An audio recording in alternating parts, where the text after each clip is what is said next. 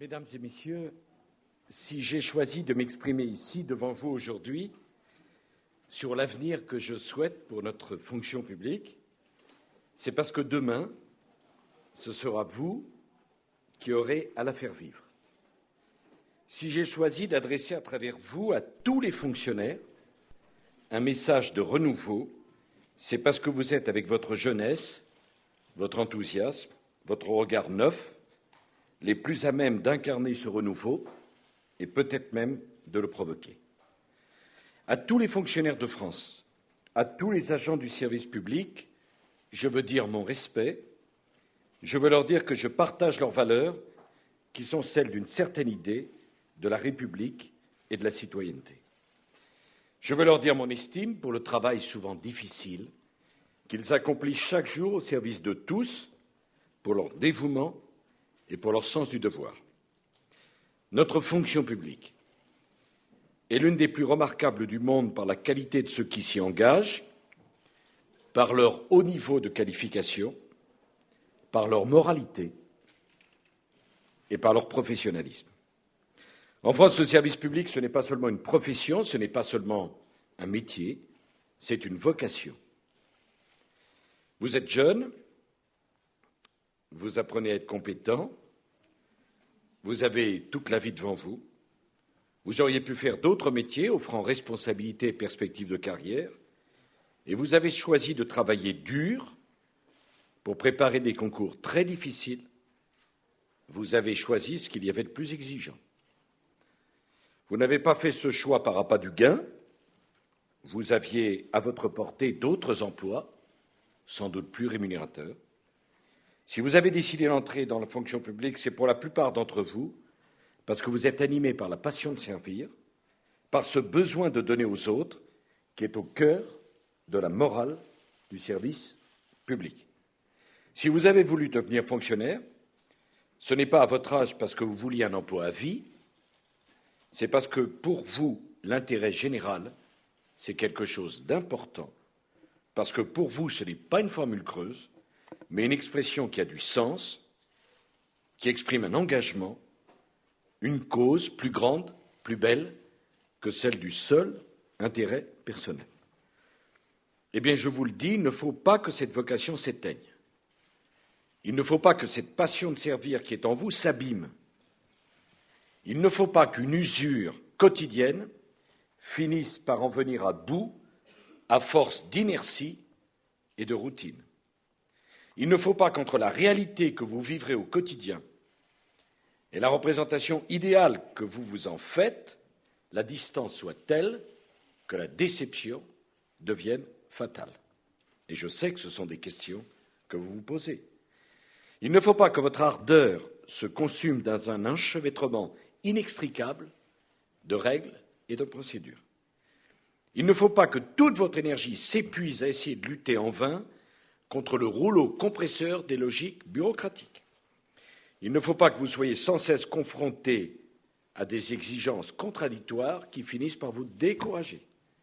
Il ne faut pas que vous soyez démoralisés parce que votre travail ne serait pas reconnu, parce que vos efforts ne seraient pas récompensés, ou parce que vous seriez tout simplement privés des moyens de remplir correctement votre mission.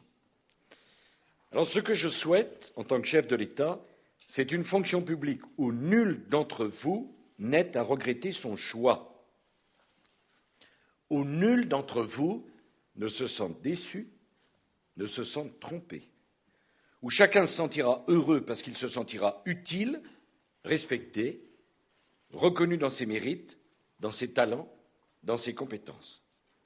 Nous devons donc refonder une fonction publique où les fonctionnaires n'auront pas le sentiment d'être réduits à l'impuissance parce qu'ils ne savent pas toujours ce que l'on attend d'eux, parce qu'ils ont trop souvent le sentiment d'être mal aimés, mal considérés, parce qu'ils servent un État qui fonctionne mal, qui ne répond pas à ce que nos concitoyens sont en droit d'en attendre, qui perd toute continuité et toute cohérence dans la valse hésitation des réformes qu'on multiplie sans jamais oser les mener jusqu'à leur terme. Le malaise est partout.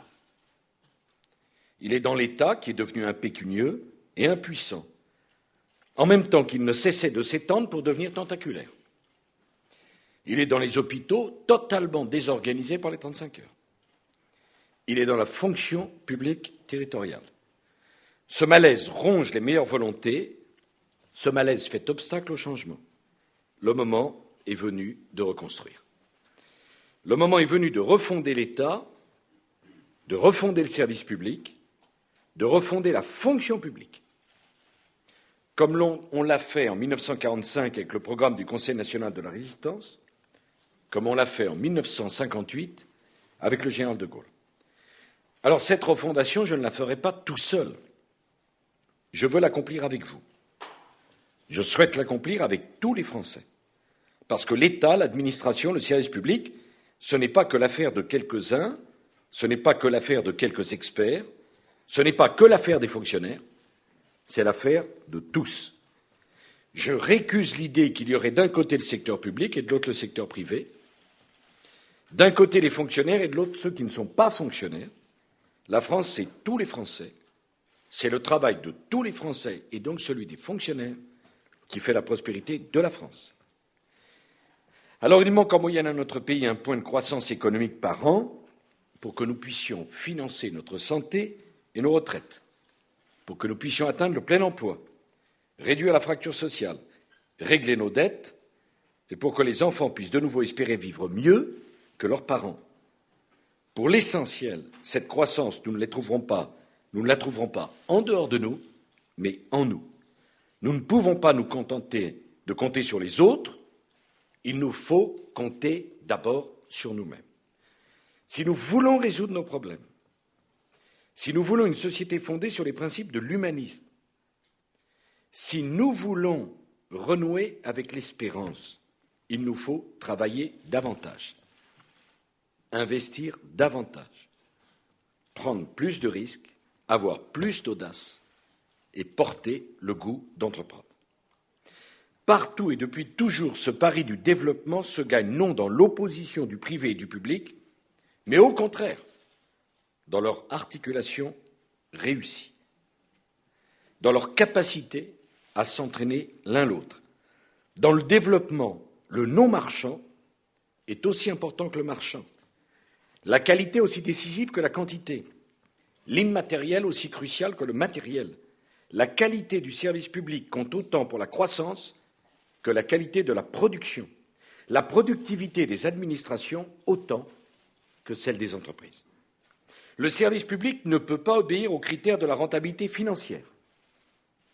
Mais le service public a un devoir d'efficacité, il a le devoir de rendre le meilleur service possible sans gaspiller l'argent public, qui est l'argent des Français. Ne plus gaspiller un seul euro d'argent public. Tel doit être l'idéal vers lequel nous devons tendre. Telle doit être l'exigence que chaque agent public doit s'imposer à lui-même. Telle doit être la première règle que vous devez vous fixer lorsque vous exercerez les responsabilités qui demain seront les vôtres. C'est une question d'économie. Nous n'avons plus les moyens de gaspiller. Nous avons trop de déficits, nous avons trop de dettes, nous avons trop de besoins urgents.